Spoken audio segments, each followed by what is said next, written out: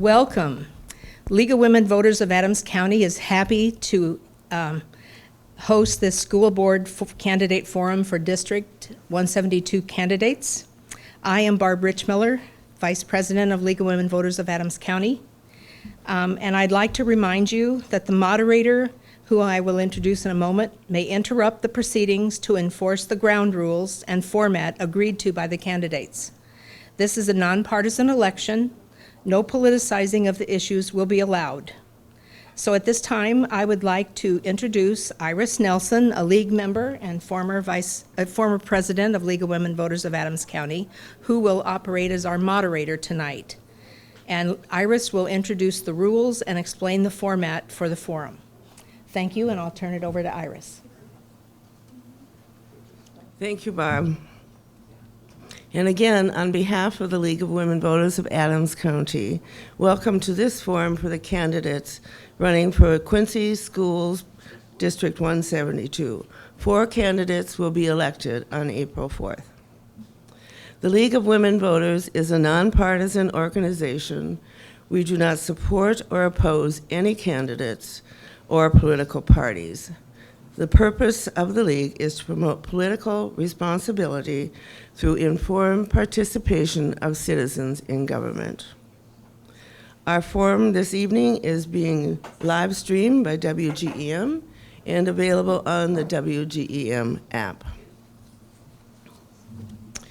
The format for this forum will be as follows. The candidates are seated in the order they will appear on the ballot. Our candidates have 1 minute for their opening statements and 1 minute for their closing statements. The closing statements will be in reverse order. And an important note to the candidates, our timer is seated in the front row to remind you when your 1 minute is up. After questions from the panel, we'll take written questions from the audience. Please remember to address your questions to all candidates and to keep them brief and to the point. No questions will be permitted that are slanderous. League members will rewrite questions if for purposes of clarity, and those members are in the back as your questions are passed back there and then up to me. So each candidate will have 1 minute to answer your questions from the panel and from the audience. League members on both sides of the room have paper and pencils for you to write questions, and we'll be happy to pick them up anytime. Please raise your hands if you, well, there'll be League members. They're not on the side just yet, so anyway. As you were reminded, please turn off your cell phones. Photos are not permitted. Even a cell phone is not permitted. And WGM is the only exception to that rule. And lastly, please withhold any applauding or demonstrating of support or non-support for a candidate during the forum. We may applause at the end of the forum for everyone who has spoken tonight. Additionally, the candidates have received and signed more extensive rules than those just cited. District 172 school board members are elected as a nonpartisan individual to serve the local community. Now I introduce you to the panel members, followed by introductions to the candidates. And representing KHQA, Rich Kane. Representing Muddy River News, David Adam, and representing WGEM, Mackenzie Henderson. Thank you for being with us tonight. And now I'll introduce the candidates. The candidates are seated in the order they will appear on the ballot. We ask that you remain seated when you make your statements and answer questions. The candidates for District 172 are Shelley Arns, James Whitfield, Curtis Sethler is unable to attend tonight due to previous commitments. Tori Kaufman, LaTanya Brock, Jeremy Allen, and Ashley Randolph. At this time, we'll ask for the opening statements, beginning with Shelley Arns. Your statement, please. Hi, I'm Shelley Arns. I was born and raised here in Quincy, Illinois. I'm an 88 graduate of QHS. I'm married to my high school sweetheart. He's somewhere in the back hiding, Jeremy. And we also have a son, Grayson, who also graduated from Quincy High School in 2019. I grew up here and knew I wanted to be an educator, moved on to Illinois State University and got my early elementary education degree there, taught 12 years in McLean County Unit 5, and then when our son was about 5 years old, we decided we wanted him to grow up in the community where we grew up. Moved back to Quincy in 2005. I taught at Baldwin South there for 8 years in 6th grade, my favorite age. And then I transitioned over into our family business of property management at that time at 2013. So for the past 10 years, that's what I've been doing. So I feel like the past 5 years I've been serving on the board has been an opportunity for me to serve in both a capacity as an educator, but also as a business person, and to lend both of those views to that position. And Jim Whitfield. Hi, my name is Jim Whitfield. I'm a 1982 graduate of Quincy High School. My wife is also a graduate of Quincy High School, and our 3 children are all graduates of Quincy High School as well. I'm just completing my 2nd term as a member of the Quincy Public School District Board, and I ran 8 years ago because that was right after voters had said yes to $89 million to the bond issue to build these 5 new elementary schools. And I was part of that committee that was able to help educate the public as to the need on that bond issue. And I felt at that time, if I'm going to put $89 million to the public and my name's going to be attached to that, I want to make sure that the money is spent right. And the last 8 years, we've had a lot of things going on with this district. And I think now I want to run one more time, and I owe it to the new superintendent, because he needs some continuity as well on the board as we move into the next election cycle. And that's why I feel that I would like to get another 4 years, and I ask voters to consider me for the position. Tori Kaufman. Yes, my name is Tori Kaufman. I am a parent of a junior high student. I'm a 97 graduate of Payson Seymour. Love Quincy Public Schools, but I think we need some changes at the board level at this point. Last few years, I've been getting involved, going to some of the board meetings there with all the COVID stuff, and wasn't real happy with what was going on. So we spoke our piece there, and things didn't go how we wanted. So I was one of the plaintiffs against the district in 2021 and 2022 that ultimately our lawsuit won, and we freed our children from 2 years of unconstitutional mandates. There's more to this than COVID, though. There's a lot of things going on right now. We have 7 great people running, 4 positions open. Our QPS scorecard is very low right now, so I think that's something that's going to have to be addressed by the board. 23% proficiency in reading, 17% in math, and we have 36%, 1 in 3 students chronically absent from QPS. We got to do better at that. We need to do better on transparency, and I will promise to do that, and that's a stop sign. LaTanya Brock. Sure.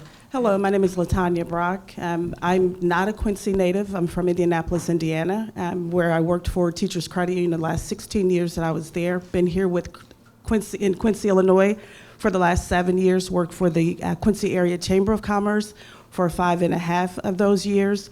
I was appointed to the board, the QPS board, in 2021, and part of my yes to that as a businesswoman, my commitment has always been to serve in my local community.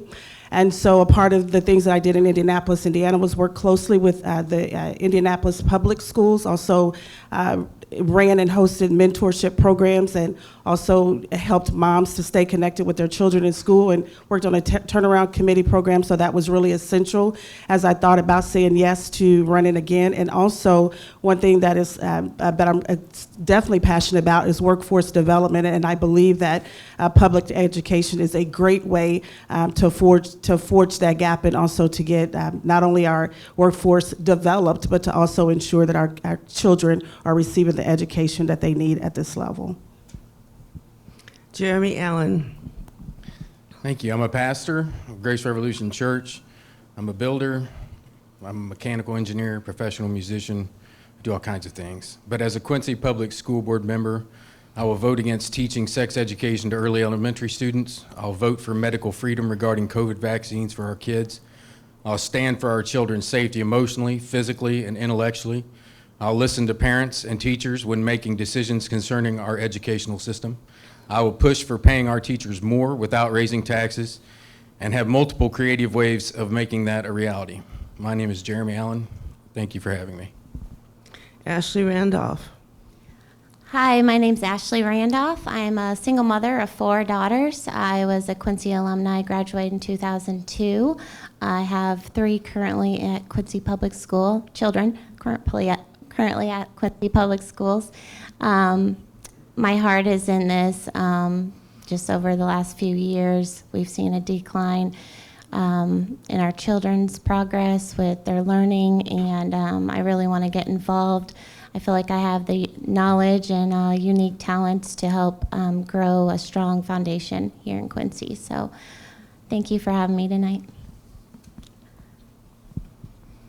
And now we'll take our first questions from the panel. Rich Kane, please ask your question first to Shelley Arns. Question is, what do you believe is the top issue facing the school district, and how should the school board address that issue? All right. One single solitary thing. Got it. I feel like one thing that probably drips into and leads into other issues is our chronic absenteeism. We have over a third of our students that are chronically absent. Chronically absent means they are absent 10% or more of the time, excused or unexcused. So if you take a trip out of town and take your student out of school, that counts against that. If students are participating in sporting events, that could also count against that. If they are sick at home, that counts against that statistic as well. The problem with inconsistent attendance is twofold. One, it's very difficult for teachers and staff to establish routines for students when they're absent. That can lead to student discipline issues. They act out. They're missing instruction. They act out. And so not only does that chronic absenteeism lead to possibly loss of instruction, but also behavior, which addresses our teachers.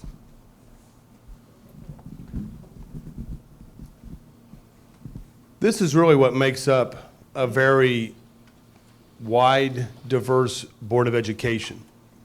I agree with what Member Arns says about student absenteeism, but I feel that the one big issue that we're needing to address is teacher retention. We all know that the amount of college graduates that are entering the workforce going into education, that number is continuing to drop. And we're seeing more and more teachers retire. And that puts more pressure not just on the Quincy Public School District, but on the educational system in general as to the ways that we need to address that. It's not just going to a job fair at a local college that like many of us did when we were looking for our first job. We have to be creative, we have to be innovative. We have to go out and recruit our teachers even before they are graduating to develop programs and to get them into the classroom and to get them to our district.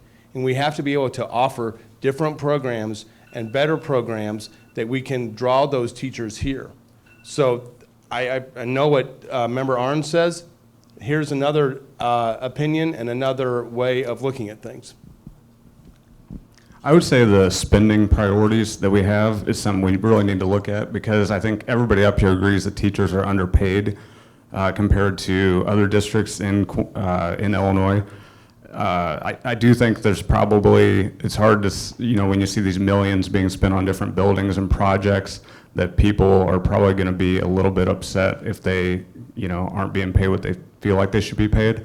So I think we really have to look at these big expenditures, and are they necessary, and can that money be directed at other places that would be spent more wisely, spend the taxpayer money wisely? Because it doesn't matter if it's grants, federal, state money, or the tax bill that you're paying, it's all our money, and we need to use it more wisely. One single thing. So I'll say and, right? And I would also say discipline. I believe that discipline is certainly an issue.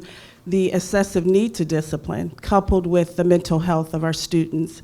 I believe that if we don't look into that and do something different, if we don't do something creative in that space, if we don't offer creative spaces and ways for students to learn. When I think about how the classroom looked when I graduated in 1990, when my parents graduated in 1972, they looked the exact same. And our student needs are changing, especially mentally, whether that's a need now for less students in the classroom, more teachers in a classroom. So with the discipline, teachers are also struggling with doing their job. They have to operate in the space of mental health. They have to operate in the space of, and I don't want to say parental, but the lack of parental that's happening at home at times. Also, they're operating in the space of other things and then trying to teach, and that's causing a tremendous amount of burnout.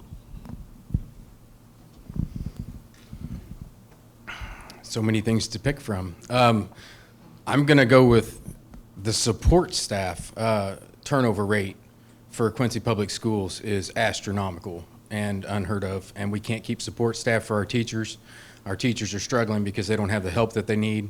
As a mechanical engineer, I'm basically an expert in cost savings projects analysis, and we can take the money that we're spending, for example, on buildings, and we can spend it more creatively in a way that will put money back into the general budget.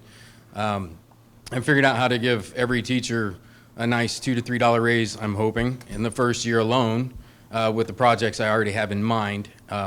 I think that if we have happy teachers, then our students are going to see that and they're going to be happier. And I think happy kids will want to come to school and want to learn. And I think if our support staff is paid fairly, we can get these teachers closer to what the state average is. Then they're going to not want to leave. They're going to want to sink roots here in Quincy. And to me, that's the most important thing. I also believe that being fiscally responsible is one of our top issues going on, because that really does lead to all of our other issues that we have with keeping good teachers around, making sure they have good pay, making sure that our taxpayers are not getting an increase in their housing taxes every year. And that'll keep support staff and good teachers around in the area to help keep our kids in school and build a strong foundation future. And our second question will come from David Adam, and then we'll go first to Jim Whitfield. All right. In a commercial that was paid for by the three new candidates on the board, Mr. Allen said, "I have found flaws. I believe they can be fixed at the local level. I don't believe the people heading the state really understand what is best for our children." And Mr. Kaufman said, "We need people who are going to stand up for the Constitution and for freedom." So to the three new candidates, I ask, what flaws need to be fixed? What is best for our children? And how will you stand up for the Constitution and freedom? And to the returning members, I ask, what are the flaws? What do you see as the flaws at the local level? And can the state be held accountable for them? I mean, flaws, I think, is in the eyes of the beholder. Each person in this room can see a flaw in the district. Do I see flaws? Do we want to pay teachers more? Sure. Is that a realistic expectation? I don't know, because it's based on how much money you have for your budget. It's based on the evidence-based funding that comes from the state. We have seen an increase in state funding over previous years, and that has helped. But I know that if we look forward, the financial forecast, not just for Quincy Public School District, but what we're looking at down the road, there could be some issues that we need to address, and we need to plan accordingly. So Flaws, I'm not going to really pick one flaw that is out there, because I just think it's not something that we can get into, because every person has a different idea of what flaw there might be.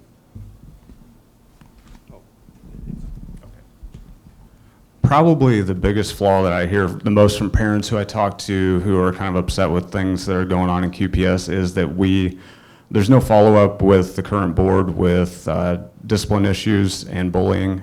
They'll send emails, they'll make phone calls, they don't hear back from people, and there's no follow-up and follow-through. So my big thing is, if you go to a board meeting now, you talk to the board, they listen to you, but they do not interact with you, and you're thanked for coming. I think we need to change that culture. I know that's how a lot of school boards operate, but I think the culture needs to change. If somebody takes time out of their evening to come and talk to you, you need to speak to them publicly at a public forum. Now, you can say stuff off the record to them after if you want, but you need to acknowledge them and respect them. As far as freedom, Constitution, I'm big on medical freedom. I think what happened to our teachers and staff was an atrocity. It was morally bankrupt to force vaccinate them. You should not have to choose between a job and a jab. That's never happened in the history of QPS, and it should never happen again.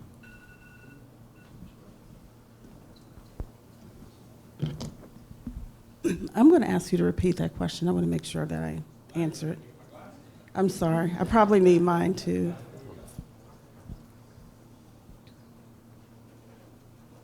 In the commercial, Mr. Allen said, "I have found flaws. I believe they can be fixed at the local level, and I don't believe the people heading the state really understand what is best for our children." And then Mr. Kaufman said, "We need people who are going to stand up for the Constitution and for freedom." To the new candidates, I asked, what flaws need to be fixed, what is best for our children, and how will you stand up for the Constitution and for freedom? And to the incumbents, I asked, what flaws do you see that need to be fixed, and what do you believe is best for our children? I believe, I'll say this, yes, every system is flawed, but that's because we have humanity at the helm of it. The other thing that I will say is we also, as board members, we have to remember that our position is a governance position.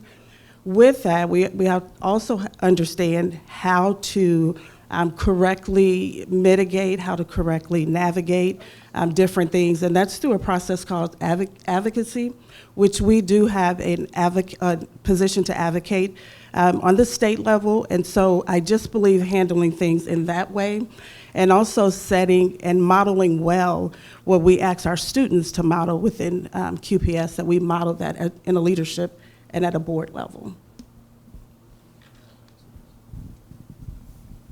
Thank you for that question. One of the flaws that I see is with our curriculum. Ever since Common Core curriculum has been introduced, our test scores have plummeted. They've never come back up. They've just stayed down. And there's obviously a flaw with this.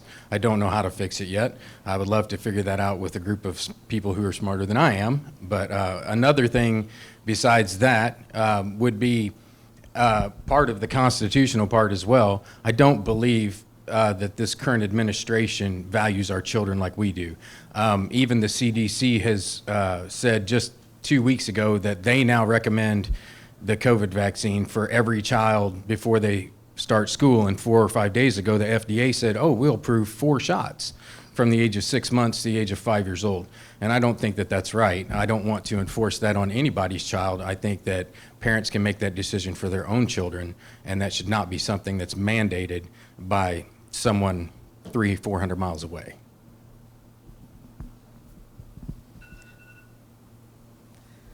I believe that the medical freedom is very important as well in holding up our Constitution and having that freedom. As a registered nurse, I know that there's certain things that you have to do for certain occasions, outbreaks, pathogens, things like that. But I think everybody needs to really research, and no one had that. I mean, a lot of people didn't take the opportunity to really dig into the ingredients and whatnot of the vaccine, and I think that there wasn't much of a choice, and it was pushed on our community in several jobs and staff members, but I do think that it should be a freedom of choice and a parental choice for their children, especially in all age groups. So, yeah, thank you. And Shelley Arns? So I want to clarify something. The vaccine was never mandated for our staff. It was never mandated for our students either. Masks were. That was the extent of it. If they were not vaccinated, they were tested. We offered lots of concessions to the stipulations we put in place at that time to be as lenient as we could and to allow as much latitude as we could, but still follow the mandate. That was allowing our students to be in school, to continue learning with in-person schooling, and to get their education. What I feel is probably the biggest flaw locally is the difficulty in us having the support of the community when we need to raise taxes for our educational rate. When I was in high school, I canvassed for this when I was a senior in high school, and it failed. And at that point, the state stepped in and said, you have to raise it to $1.84. It's still at $1.84 to this day. I would really like to see us support our teachers and our education in that way. And our next question comes from Mackenzie Henderson, and it goes first to Tori Kaufman. Do you feel the school district and school board are being as transparent with parents and the community as it could be? And if not, what can be done to improve this? No, they are not, and you can pick some new board members on April 4th to improve that. You know, going back to when you go to the meetings, if people don't listen to you, when I spoke, half the people didn't look at you. I think we need some new members, people who aren't afraid to be transparent and who will talk to you and don't do everything behind closed doors. That's very important. We need people who are willing to talk and who will answer emails. And a lot of people on the board don't answer emails. It goes radio silence. So put some new board members on, things will change.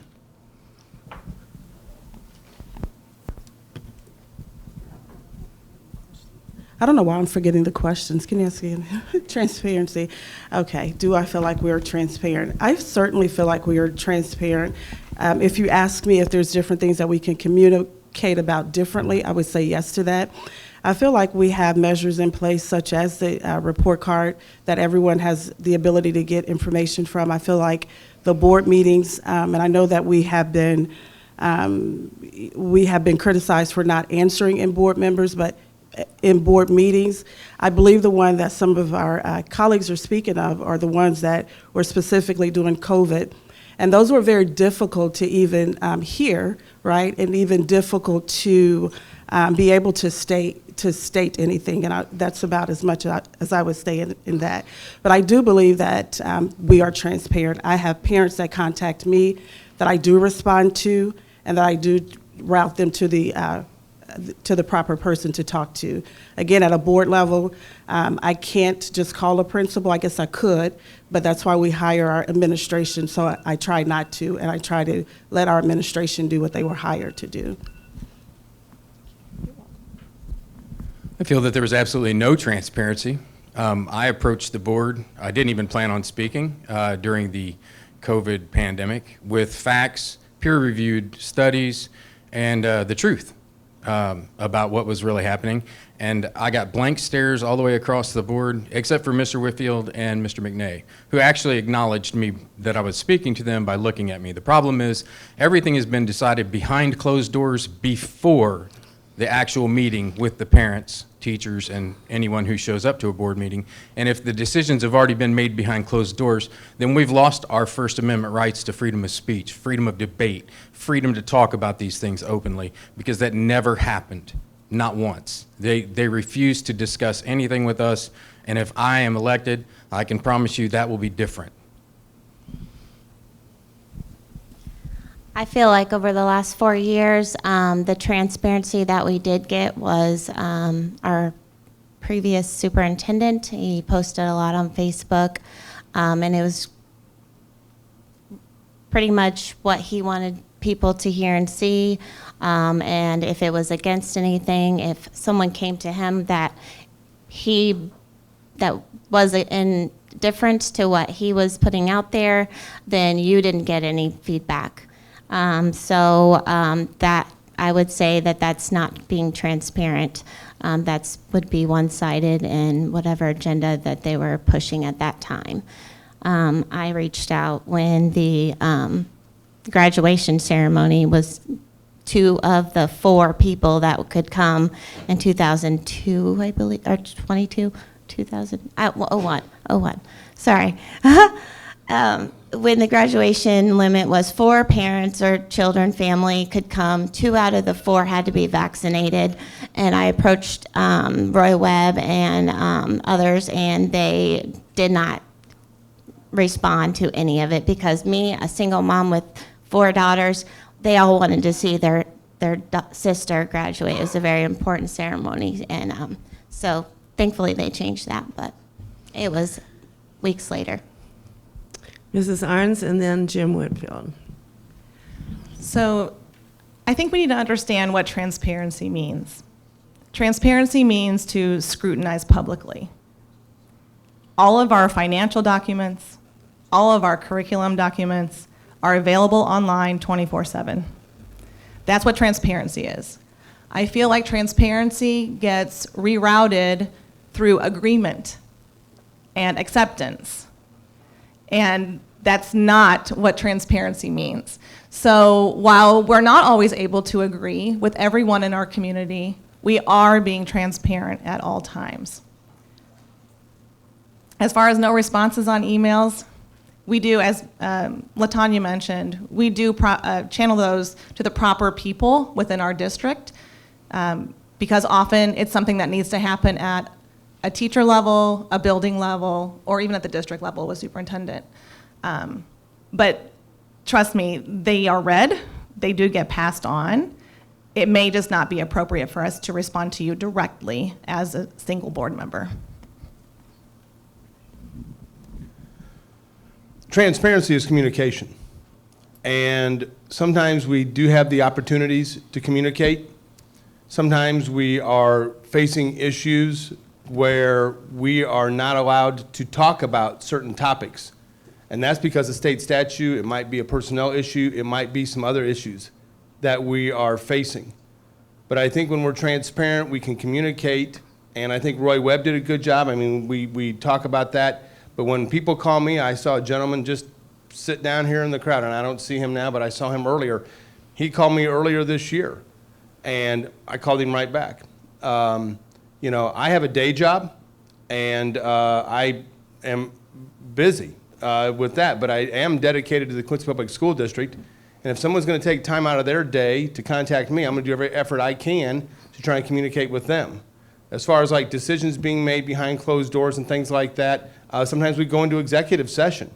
But if we are making decisions behind closed doors, that's almost like borderline illegal. And that is against the law, and we can be sanctioned for that. So transparency is key. And our second question for Mr. Keene will go first to LaTanya Brock. Behavior incidents within the school district have increased, especially at the junior high school level. The question is, how should the district address this issue? That's a big question. Thanks for asking that. I think that one thing that we have to keep in mind is it was real. It did do a number on the students. They were not able to be social with one another and others for almost 2 years. And so you have kids that's going into the junior high school that's missing almost 2 years of being socialized. And so with that, you also have mental health that's not diagnosed. And then, of course, that becomes a discipline issue when, in fact, it's other issues. So I think that when we think about how to address it, I really think it's going to have to be more of us teaching, not us, but more teaching in the community, more information going out about that, more forums talking about mental health, the impact of it, and also resources in the school is going to have to become common. And I think we're just going to continue to see some of that because you're going to have, as students come from 5th grade to 6th grade, you're going to see that even exacerbated more. And so is it to continue discipline? I think we need to look at other alternative schools, but not with a negative connotation. I know how they fixed our attitude problems when I was that age. I don't think you can do that anymore. There are 697 principal referrals, not teacher referrals, principal referrals last semester alone at the Quincy Junior High School. That is huge. That's mind-blowing to me, and from the outside looking in, I can only imagine how awful this must be, even for the teachers as well as the students. The bullying is out of control. My idea would be if we can pay our teachers and their support staff, especially the support staff, where they don't want to leave and they actually want to sink roots in Quincy, what if our support staff actually started with these kids in kindergarten and went through every grade with them? What if our support staff followed the kids through each grade? Then there would be a constant in these kids' lives. They would have someone they could go to, they would have confidence in, they could talk to them. And I think just giving them some kind of constant in every grade, it would be the same person that was with them last year, but they're also now with them this year, that would actually give them kind of a mentor. And that I think that would actually give them an opportunity to get help in time of need. So as Jeremy was saying, our referrals are very high at the junior high, and our discipline, or our children have been rebelling and doing things that, should be really addressed at home, because it does start at the home. We have a lot of parents that aren't involved, and I think it'd be really important to reach out and get some more people involved, teachers or support staff, to try and help get our parents more involved with their children and supporting them, having accountability with each child who does get written up, and following up with it. I think that's the most important thing. Writing a referral for someone and then sweeping it under the rug or putting it into a file and not following up with it is not going to do that child any good. And I think there needs to be more accountability and discipline, and it starts with the teachers as well. So the staff and the students both need to be held more accountable. Student discipline. It's always the issue, and I think it is the thing that gets in the way of instruction the most. Like I said before, with our chronic absenteeism, I think being able to establish those routines with students knowing what's expected of them within the school, within the classroom, is very important. I feel it's important to support our teachers when they are having discipline issues, our administration being thorough with following up with teachers and finding ways that they can help support them in the classroom so that they are able to teach, because that is what we hire them to do. So I feel that that's very important. Having students come to school, also getting them engaged in school, not just coming and going through the motions, but really getting them engaged in ways such as into sports and music and other activities that will encourage them to continue to come. It also sets a standard for them, because often with those clubs and those teams, there's a code of conduct expected. And when students know that, I feel that they behave in the way that we are expecting them to do. Well, first of all, let me just say you can't just throw money in an issue and hope you're going to solve the problem. If you talk about the junior high discipline rates, those students, when the lockdown happened 3 years ago, could have been in 3rd grade, 4th grade, 5th grade maybe.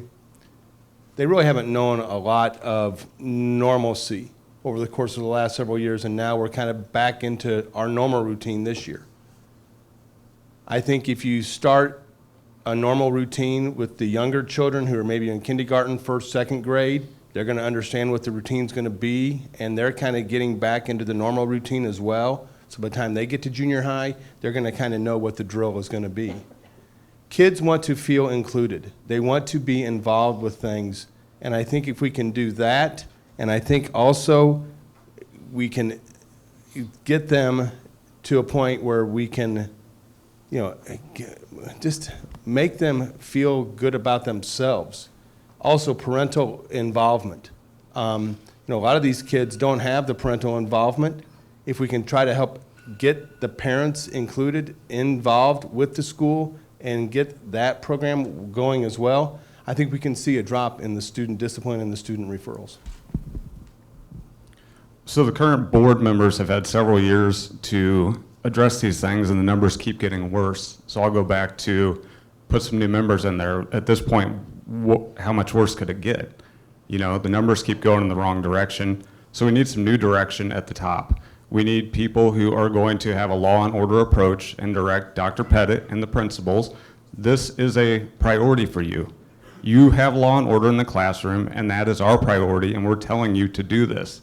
It can't be a referral and nothing happens. It can't be go sit in the hall and nothing happens. There has to be, can't do the punishment like when we were kids, but there has to be something happen there. Now this whole COVID thing, COVID did not disrupt 2 years. The reaction of the board disrupted 2 years. The insane response to a virus that for children was less severe than the flu, and we had them stand on X's and put plexiglass around them, and you wonder why they have all these problems. So don't tell me that we need to make up for lost time. No, you should have made the right decision the first time. And the second question from Mr. Adam will go first to Jeremy Allen. Okay. The Illinois State Board of Education reports the average salary for a teacher in Illinois is $72,300. That figure has risen 18% since 2012. The average salary for a teacher in Quincy is $47,000, and that figure has risen 4% since 2012.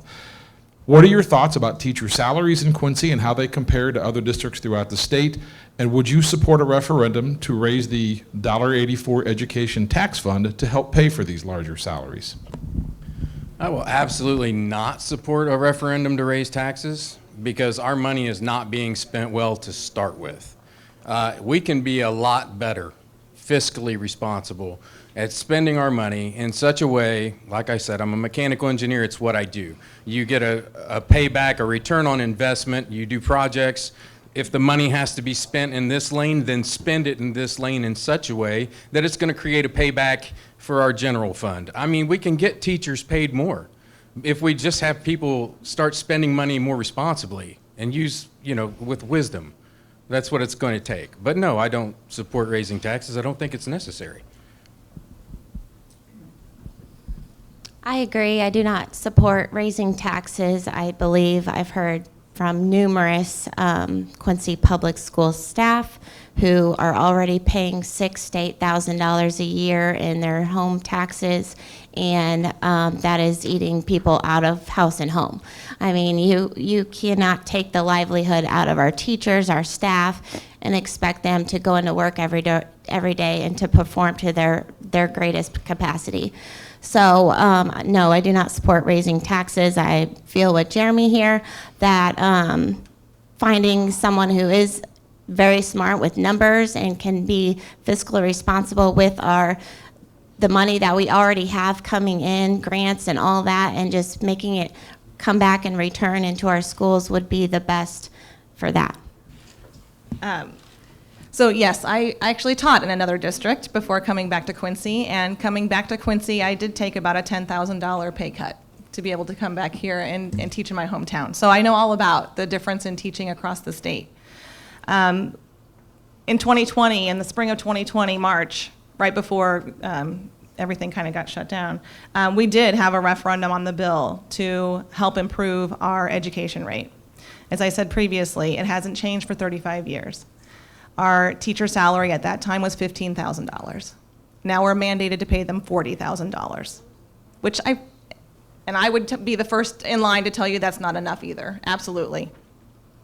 So the reality of it is that is most likely, that's the only way that a district has to increase revenue, is to increase its tax base. We can't charge tuition. We can't sell a product. That's the only way that it happens. So I think anyone saying anything different is misleading you, and I think it definitely needs to be something that's considered. I think we always look at all possibilities, but the tax base is definitely one of them. So I'm just going to be real with you.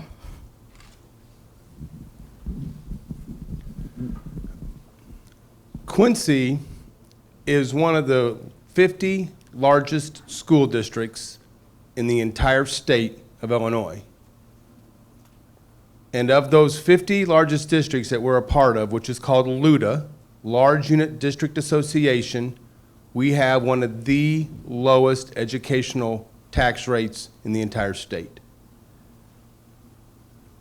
$40,000, that's a head of household job, but I don't think our teachers make enough money. I think we can pay teachers more, but we have to figure out ways to educate the community. Nobody wants to pay more in taxes. 6 people sitting in front here, probably not.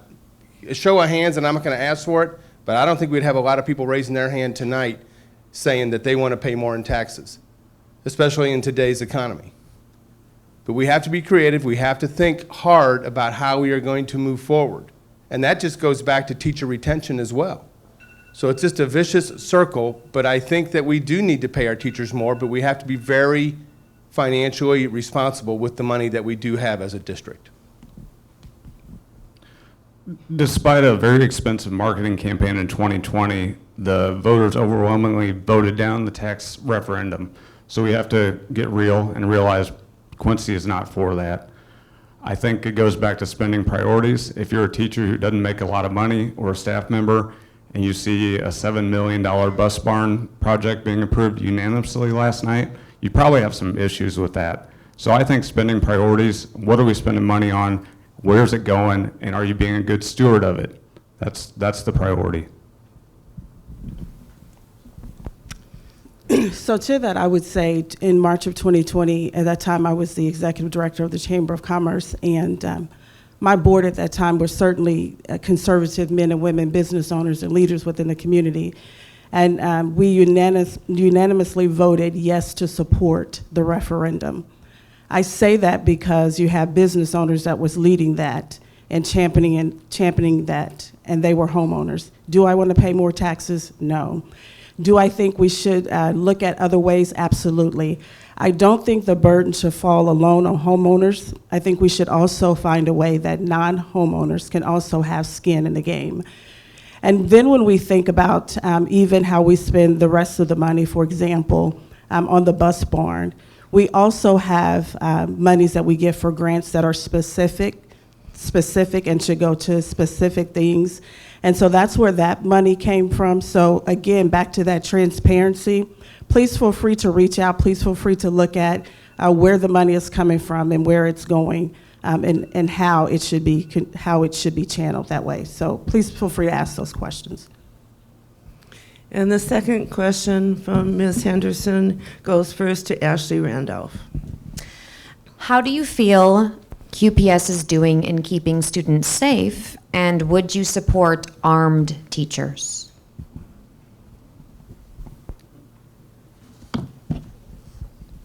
That is a good question, very tough. I am definitely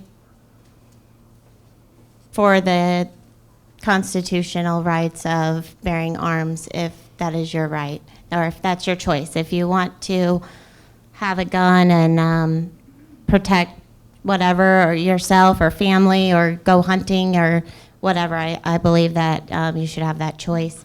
As far as our schools, the safety, if we're talking about like an open shooter or something like that, I believe that Quincy has done a great job at keeping all of our schools safe and taking the right steps into making sure that we have proficient safety in all of our schools. Our security team, I think they do a great job.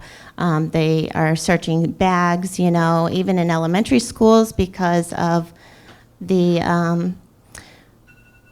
some of the situations that have went on around the country. So we have prepared for that, and I do think that if a teacher were to be, I'm not sure, I think it would be a community decision on whether or not our teachers should be armed.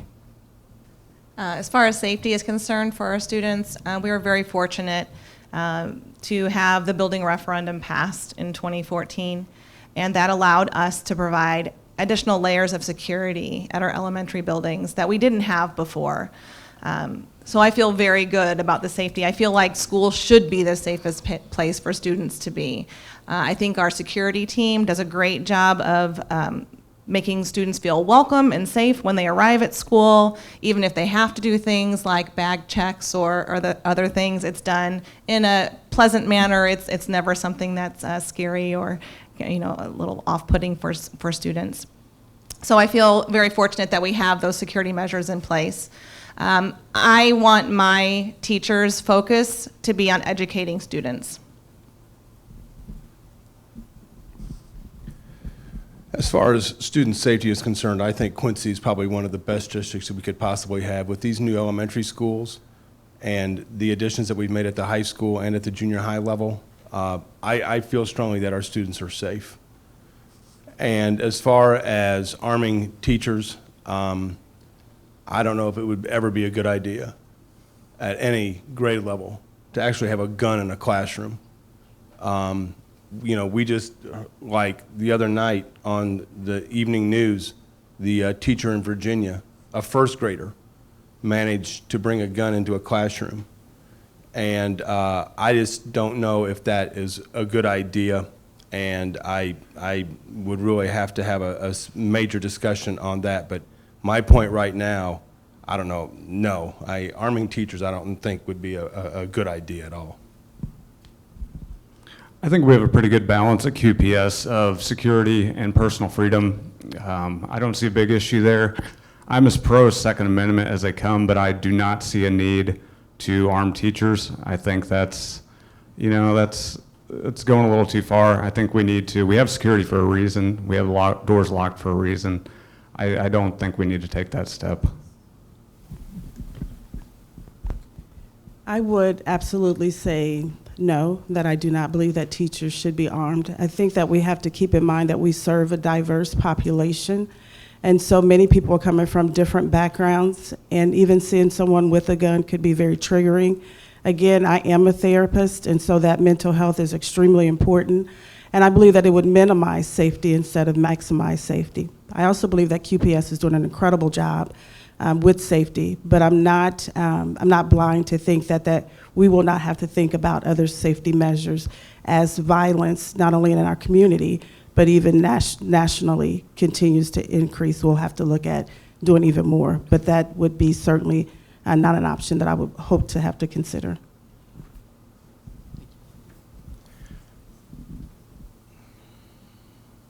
I feel like this security for Quincy Public Schools is actually doing a phenomenal job at keeping things out of the school that shouldn't be in the school. So with that respect, I feel like the safety of our students is good from the outside. The problem is the safety of our students inside from each other. Not even 2 weeks ago, a 13-year-old girl in Quincy Public Schools stabbed another child in the neck with a pencil. Okay, this is a problem. This is a serious problem. With a pencil, what are we going to do? Outlaw pencils? No, we need to take a look at this. This needs to be addressed. There are some serious security issues within the school itself from other children. The bullying has got to stop at any cost. It's got to come to an end. Our teachers are getting abused from kids. It's just got to stop. So I don't think we need to worry about teachers having guns. I think that security from outside the school is just fine. It's the security inside the school that I would really like to address. And thank you to the panel for your questions. And if we have time, we'll come back to you for one more. And now we'll go to our audience question. And the first audience question will go first to Ms. Arns. And the question is, do you think that all students should have their rights respected, regardless of their race, sex, gender preference, ethnic background, religious beliefs, personal ability or disability, or amount of their family's wealth? Of course.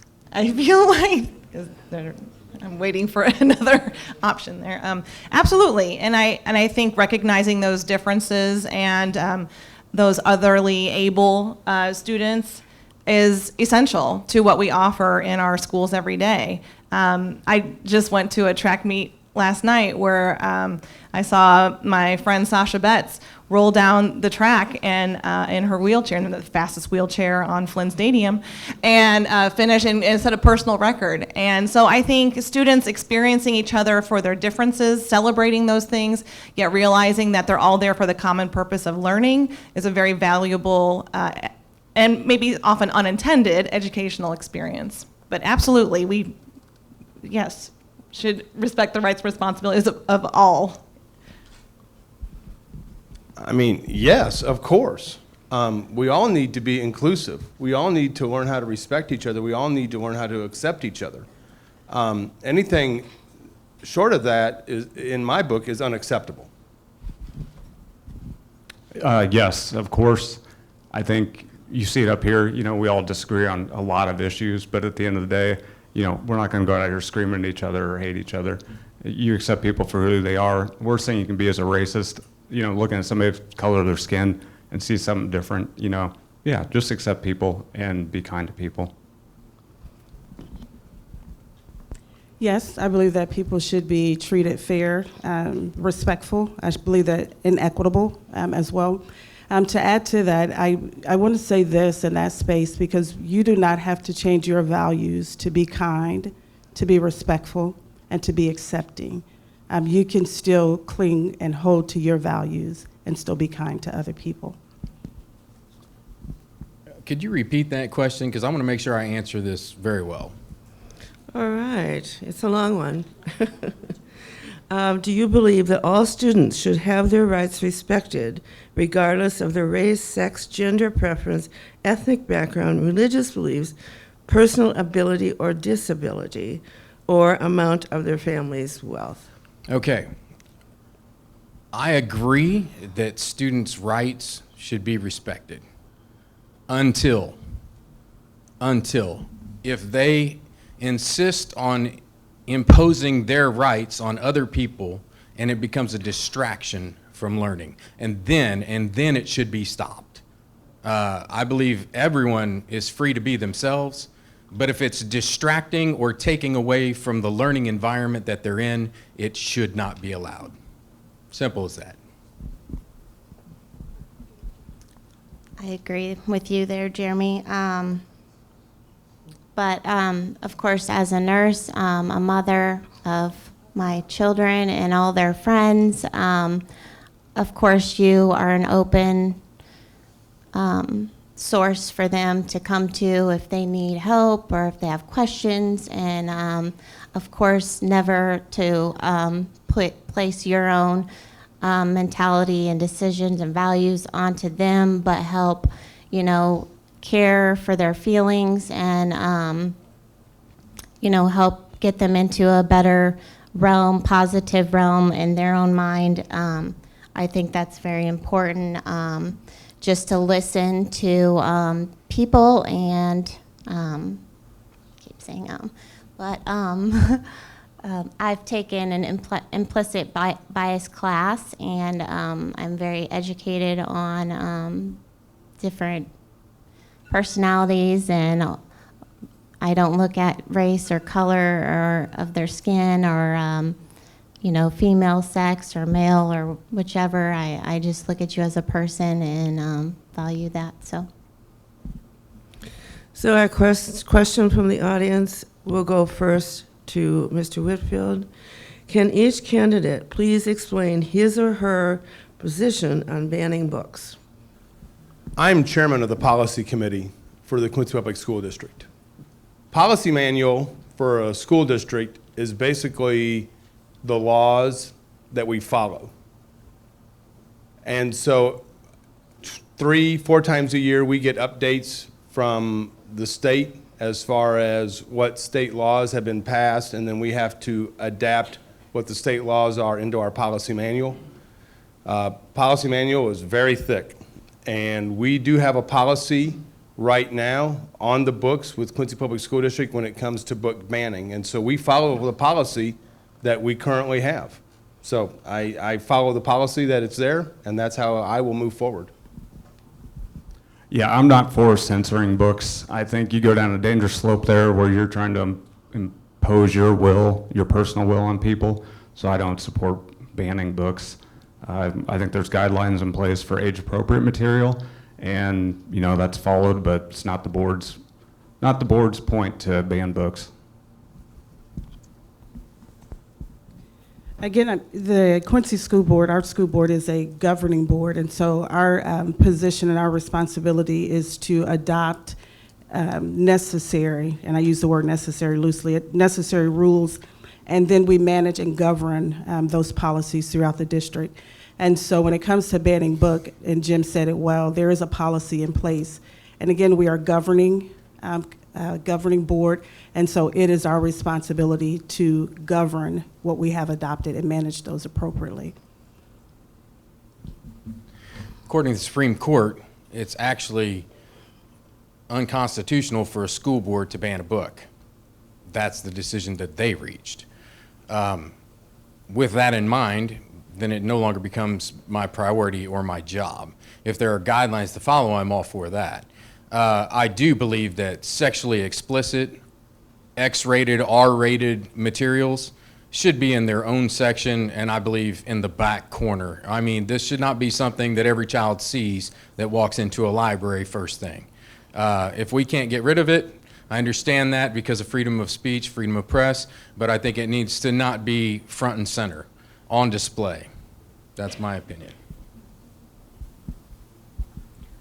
So for this matter, I would definitely uphold the law as it is written. For books in a library, I think they need to be based on each child's age, and I don't think that we as the school board have that right. I think there are steps to take if there were a parental complaint or something like that, but as far as banning a book, I think we all have that freedom of speech, so. I think it's established that no, it would not be the job of a school board member to ban a book. I think maybe the question might be aiming at if parents have concerns about reading materials, maybe was the intended. And I think students and parents and teachers should be the ones that make decisions about what a student reads. And if parents ever have a question, we do have that policy in place where they can contact the district and file that information and have a conversation. Parents also have the right to opt their children out of a specific reading material or lessons of a course. So that's always an option for a parent to exert their parental right. And the next question will go first to Tori Kaufman. And the question is, if the school district is mandated by the state to do something you do not personally agree with, like the prevailing wage, etc., how will you handle that as a member of the board? I think as the board, you do have to follow certain state mandates. Obviously, you're not going to fight something like that, but I think I draw a line with the medical freedom thing. If they're going to try and push a COVID vaccine on children or faculty and staff, I will absolutely stand up against that. Any future mask mandates, stand up against it. It was proven to be illegal what the governor was threatening to do to take away funding. He never had a mechanism to do that because there was no law passed. So you stand up for freedom on that stuff. Other stuff, you're just going to have to work with the government and under those guidelines and do the best you can. Can you repeat the question? Yes. Oh, just for Tori. Oh, I want to be you. I'm sorry. Okay. If the school district is mandated by the state to do something you do not personally agree with, like prevailing wage, how will you handle that as a board member? Okay, now we're talking. I'm so sorry. If the state Okay. mandates something. One more time. Okay. If the school district is mandated by the state to do something you do not agree with, like prevailing wage, how will you handle that as a member of the board? Sure. I always believe in doing what's right for the greater good of the community, even if I have to wrestle with my values around it, because I understand that I'm not serving the community for myself, but myself gets to serve the community. And so I try to lead that way, and that's one of the leadership principles, I believe, that has gotten me to where I am today. Okay, well, first of all, if it's a mandate or a law, those are two different things. So it needs to be specified. And I think the very first thing we need to do is get good legal counsel that is a constitutional lawyer who will actually steer us correctly. Now, whether I agree with it or not, if it's a law, then it's a law. If it's not a law and just a recommendation, then that's something else. So. I would definitely collaborate with my board members and do education on the mandate and then use a common sense approach.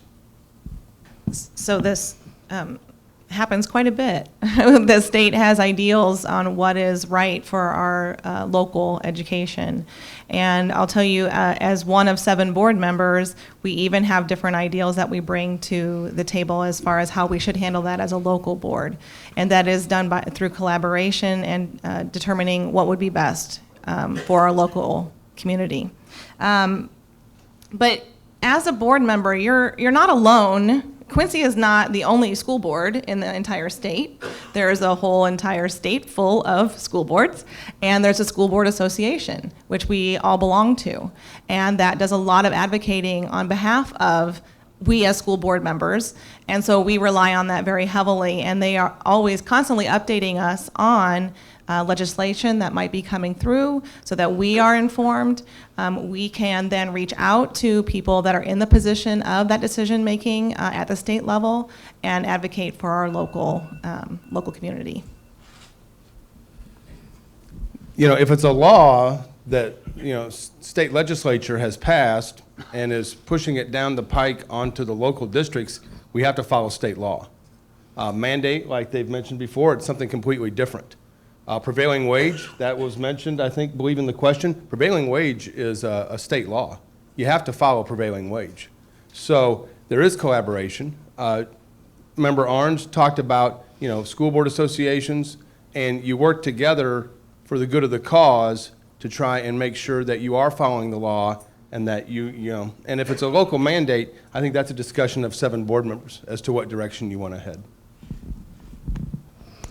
Okay, and the next question will go first to LaTanya Brock.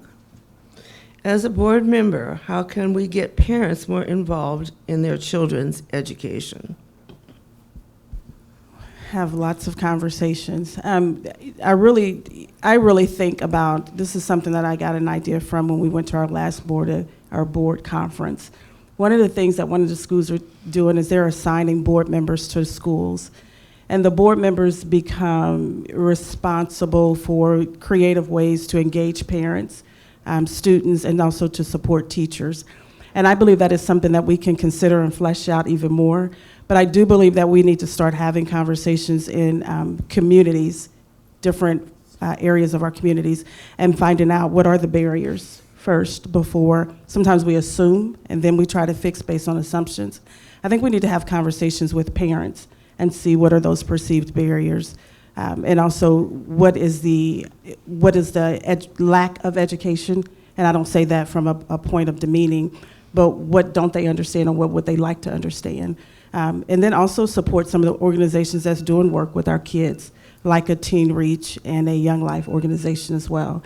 And also looking at other organizations and churches that does that work as well.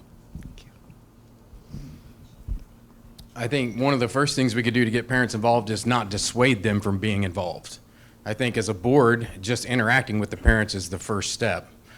We haven't seen much of that in the past, and I believe that's a huge start. I think one of the second ways to get parents involved is to not dissuade them by raising their taxes and making them work even more overtime to try to make ends meet. So I think that if we show ourselves responsible, I think that the parents are gonna appreciate that more and hopefully take a little bit more interest in what their children are doing. That is so tough because as a single parent, I've had to miss so much in my kids' lives because of work and 1, 2, 3 jobs to support my family. So it's very tough to get involved with their lives when you're busy, and I understand that firsthand. So just trying to, I guess, relieve a little more stress on parents from maybe kids coming home with a lot of homework, finding ways, like LaTanya said, with getting advocates to help join into the families and just get the parents, just have them to have more knowledge of what's going on. I think that also comes back to being transparent and just being open with the community and the parents. It's hard. The parents really need to have that want, to be involved. And so that's a change of mindset, and that can be difficult to do, but I think you can do it if you have a team. So as a teacher, I think the number one way we always found to have parents come to school is to have the students presenting information for the parents to see. It instills such a sense of pride for the students when they know they're the ones running the show, and they really want their parents there to see that awesome stuff that they're doing. So that was definitely a way at the elementary level that we were able to get a lot of parent involvement. I also noticed that at the junior high, when my son was in junior high, they had student-led conferences. So the students were in charge of presenting their achievement to their parents alongside the teacher right there in the room with them, but having the students be empowered and kind of, like I said, taking over the show and getting their parents there because they were just so excited for their parent to see them in action really worked well. Also, I think if you have maybe a band performing at anywhere, parents always show up to see the band, or Blue Devil, maybe a Blue Devil with a flaming torch. That always brings a big crowd. So whatever we can do just to celebrate, I think, our students always gets our parents involved. I think the question here is how we get more parents involved at like the junior high and the high school level.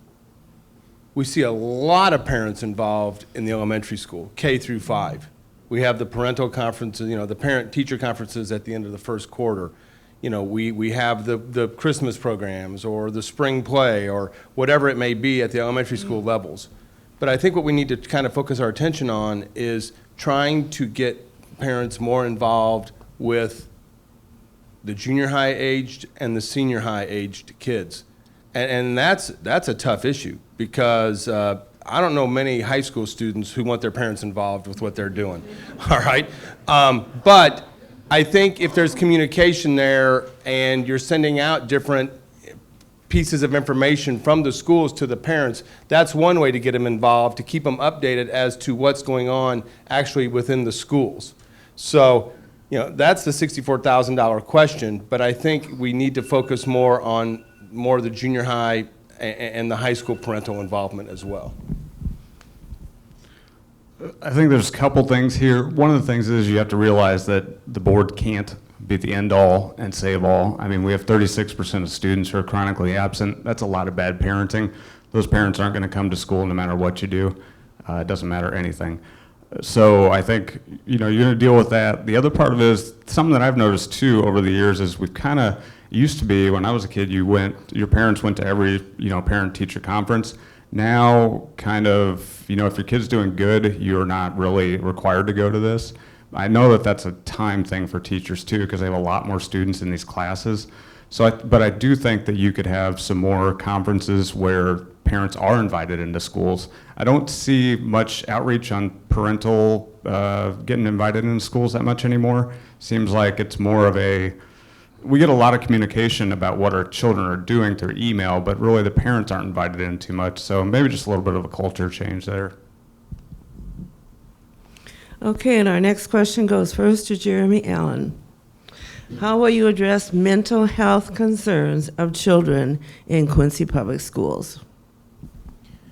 Well, like I said earlier, I really honestly think if we can maintain support staff and not just teach them how to do the job so they can move on and get paid more somewhere else, if we can keep those support staff in our classrooms, that's going to give these children a confidant, something steady in their career as a student. And I think that if those support staff move through them grade by grade, that's going to be a huge support to these kids. It's going to be a great mental asset for them to know that they have someone that they can confide in, someone that's going to be there every year. It's going to follow them along from one year to the next.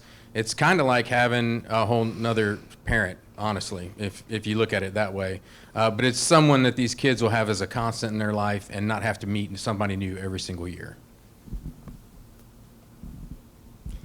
Quincy is such a great community, and it really takes a tribe to raise a kid, and so their support staff is friends, family, teachers, coaches, and all of that, and trying to get children involved in extracurricular activities, I think is important for a child.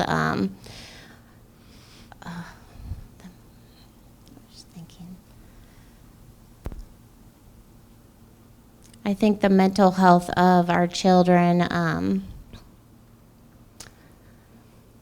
it's going to be different for each child. Everyone is different, and it's going to have to be approached, in a unique way for each child.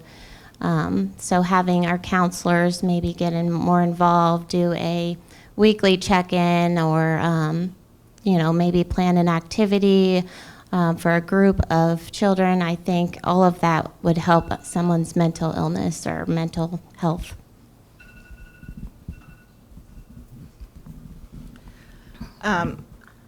I feel like limiting social media would be a really great move for, I don't know that, it doesn't happen as much in the schools as much as outside of the schools. So I definitely think, educating parents and community members about the effects of social media on our students' health and well-being is definitely something to address with our community as a whole.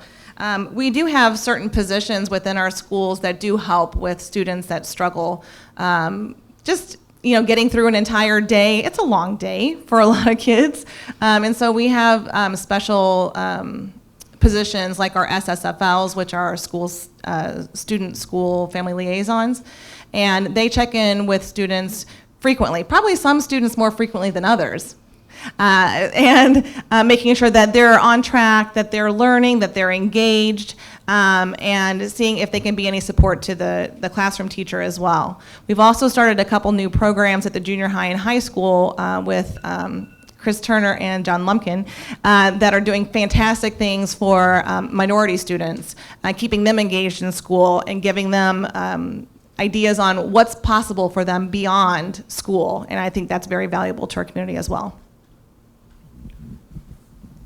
When people think of mental health and when the question comes up about the mental health of our students, almost immediately people think of like school psychologists, licensed clinical social workers. I'll tell you, there aren't people beating down the doors at the Quincy Public School District to become a school psychologist, let alone our district, as opposed to a lot of other districts. In fact, we've lost some school psychologists to other districts. And so what you have to do, you need to get from point A to point B. But here comes the fact of working together as a board. The mentoring program, granted, those are volunteers within our district. But I'll tell you what, that relationship that a mentor makes with a student, my father-in-law mentors 4 students right now. And he is with one young man who has been since kindergarten, and this kid is now a junior in high school, and he's been with him all those years. And so I think if students can develop a relationship like that, I think it does help the mental well-being just to be able to talk to someone and to be able to kind of open up and just share some things like that. So that's just one part of mental health well-being. I think one of the things QPS does really well is for our underprivileged children, because what I've heard from people in smaller school districts, they couldn't believe when they moved to Quincy, they have an autistic child, a gentleman told me, and then some other, other issues that are going on, is that there's so much more support here. So I think you do have to give credit where credit's due. I think we're doing a good job. Mental health is also kind of like bullying.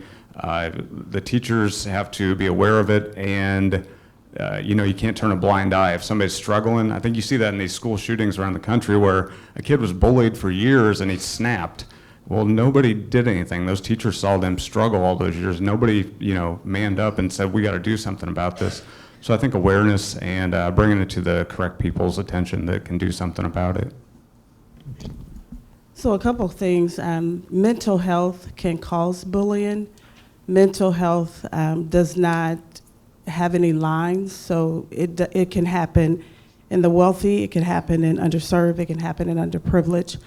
I think about Jim, as he mentioned, the mentoring program. I even think that now there needs to be an additional layer to that to help mentors be able to identify mental health issues.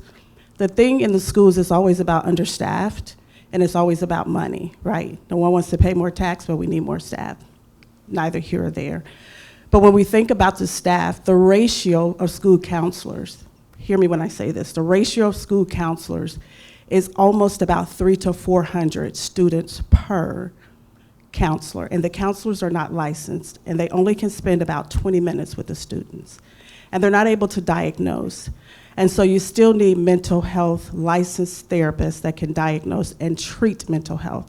So when you think about that at a school level, if we're going to pay counselors and therapists to come in and do the work of a therapist, that takes students out of classroom. So it's a bigger problem, and that's another problem where we need to talk about as a community and how we want to solve that. But I think in the meantime, we certainly can do certifications around mental health awareness type of things.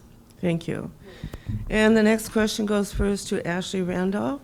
And this could be a quick answer, but please expand on it, okay? Should school board candidates' elections be funded by political parties? Being funded or endorsed? It's two different things. Funded. I don't or believe that endorsed, they yeah. should be funded by a political party because it is a nonpartisan election. And so as it comes to being endorsed, that just means that that particular person, if they were to vote, they were to vote for you. To me, and that's how I look at being endorsed by somebody. Now, being funded by a political party, no, I do not feel like that is appropriate. No, it's a nonpartisan race, and so there should not be any political party funds being used to benefit a candidate. I will say, in all the years that I've been involved with the school board, this has definitely been the most politically blamed or claimed that I've ever experienced.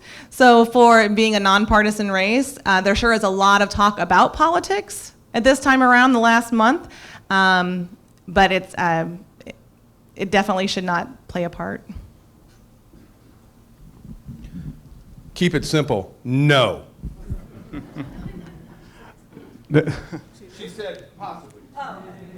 No on funding from political parties. Endorsements, I believe, are fine. I have similar values with Congresswoman Mary Miller. She's endorsed me. I have no problem with that. It's not, This is about local elections, without endorsements out of the city. Just saying. At a local level. Yes, at the local level. Mm-hmm. Well, usually the people who are talking about this should stay nonpartisan are partisan, so I'll leave it at that. I will say no to the funding and to the endorsement. I believe that when you receive funding from a particular party or an endorsement, you're excluding others. And if it's a nonpartisan race or election, then it should be that. And so I believe that when you start even trying to attempt to place people in one party or the other, you're still being very exclusive. And so we talk about inclusion and we talk about serving all students. My question then would be, how can you lead if you don't follow? And so that would be my answer. No, I don't believe that local public school board campaigns should be funded by a party. Is that what you said? A political party. Mm-hmm. Absolutely not. Alan Randolph Kaufman has not been funded by a political party. We've all paid dearly out of our own pockets, and we've had some donations from people here in the community, and we really appreciate that. But just on my way in the door tonight, I heard that the Democratic Party in Springfield's about ready to dump hundreds of thousands of dollars into these local public school board races. So, you know, we're just going to be us. And if you guys want to vote for us, that's great. We appreciate it. And now it's time for our closing statements. And Shelley Arns, would you please go first? And it'll be 1 minute for each of your closing statements. Oh, sorry. Yes, yes.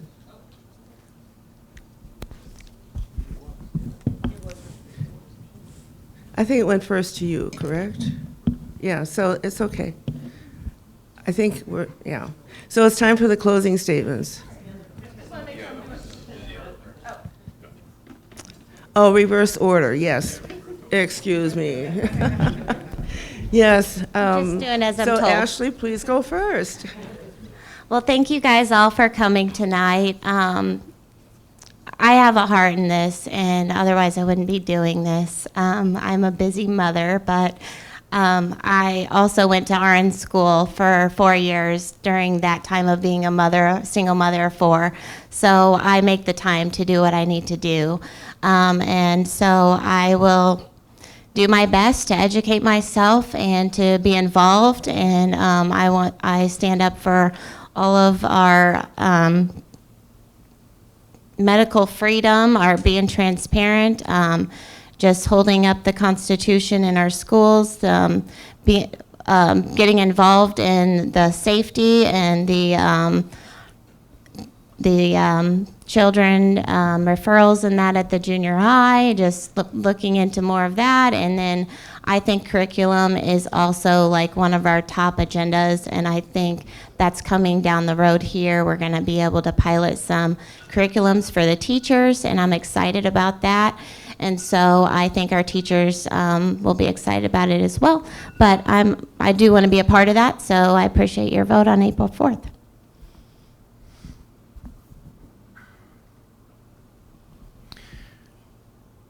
So as a mechanical engineer, I've spent millions of dollars for companies in the past that had I could concept, create, design projects, get funding for them, get them approved, get the funding, pay the contractors, do the work, bring the systems online, whatever it was that I did. I spent millions of dollars, and 99.9% of the time, those projects had to have a payback of 2.2 years or less. So that means that that project paid for itself in 2.2 years. But that also means that in 4.4 years, I got all that money back again. And in 6.6 years, I got all that money back again. In 8.8 years, I got all that money back again. It generated income. Okay, that's what I do. That's what I'm good at. I don't think we need to raise taxes at all, ever. I think that the money needs to be spent more wisely. There needs to be accountability for it. I believe in fiscal responsibility, maintaining local control for our kids at the local level. Open communication with the board is an absolute must, and medical freedom for our teachers and students. Thank you. So again, I am LaTanya Brock, and I certainly would appreciate your strong consideration and action to vote for me and my colleagues that are on the same ballot, and Curtis Settler. Several things that I bring to the Quincy community, not only to the Quincy board. I think that I have proven my leadership since I've been here for the last 7 years. I have proven my commitment to advocate for the Quincy business community, and also proven my success around inclusion and how I wrap that around, and not only in my daily and personal life, but in the community. One thing that I am committed to is continual communication. I am a team player, not a yes person. And I think that's a huge, strong, huge commitment as a leader. The other thing that I do have is passion for public education and great passion for the future of Quincy. I've always said since I moved here, Quincy has great character. From that standpoint, it was from workforce development and the creativity around town and business development, entrepreneurship. Now I can combine that with raising up future leaders. And so I would love to continue to serve our kids in this space and continue to move Quincy forward in public education. You don't want Thank you guys for coming out. Tori Kaufman, I'm running with Ashley Randolph and Jeremy Allen. We have a different view and a different vision for Quincy Public Schools. We feel like changes are necessary. We've seen the last few years Things have not gone very well with the COVID debacle. We will stand up for medical rights and against medical mandates in any shape or form with all this stuff. We will be transparent. Member Arns said that she doesn't respond to some emails, just pass them along. As an elected official, it's your job to respond to your constituents, not just pass it along. And, you know, if you don't have the backbone to stand up for freedom in the Constitution, you shouldn't be in these positions, because that's the oath that you take when you take these offices. And we will get a handle on the discipline issues, because obviously all the numbers are going in the wrong direction. We've had the same board members for years now, and what happens is every couple of years, somebody steps down and they appoint one of their handpicked inner circle. Nobody runs, nothing changes. You have options this year for the first time in about 8 years. Appreciate your vote. Again, my name is Jim Whitfield. I'd appreciate your vote. Either now, early voting has opened, or on Election Day, April 4th. We really took a hit over the last 3 years. A lot of things have happened in this district over the last 8 years with COVID and building grade schools. Those 5 elementary schools came in on time and under budget. And when voters said yes to that, there were a lot of people in this community that thought, don't know if you're going to be able to do that or not. Well, guess what? We did, and we came in under budget. And so I just would like to serve another 4 years where we can see like some normalcy to the district, where we're having to deal with curriculum issues, where we're having to deal with issues like that, and not have to deal with like chaos and crazy that we've had to do. I mean, we had to move 450 teachers during that time of transition with the grade schools. Let's just get back to what the board does, you know, govern the district. So I appreciate your vote. Thank you. So we talked about a lot of things tonight. We've definitely established ourselves as a board that does listen, that does care. Others would like to make you think otherwise.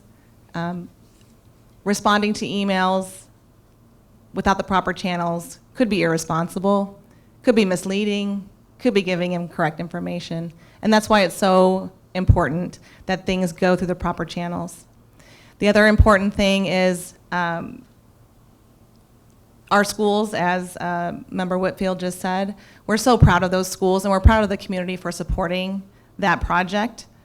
And we would really like to continue that support moving forward with the board. We feel that we are responsible stewards. We're respectful of those people that do come and speak with us. We allow people the chance to speak. We change venues so that we're able to accommodate all of the people and allow them their time to speak. We really appreciate everyone coming tonight. The last thing I do want to mention, during the time of the referendum, we were actually able to lower the tax rate over that time. And that is a benefit to our Quincy community. So we really appreciate you coming tonight. Appreciate your vote on April 4th. Thank you so much. And thank you for your closing statements. As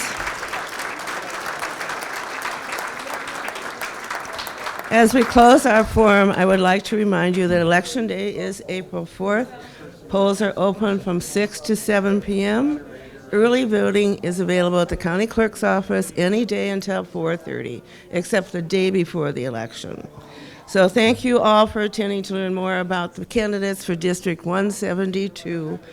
So thank you for coming, and good night.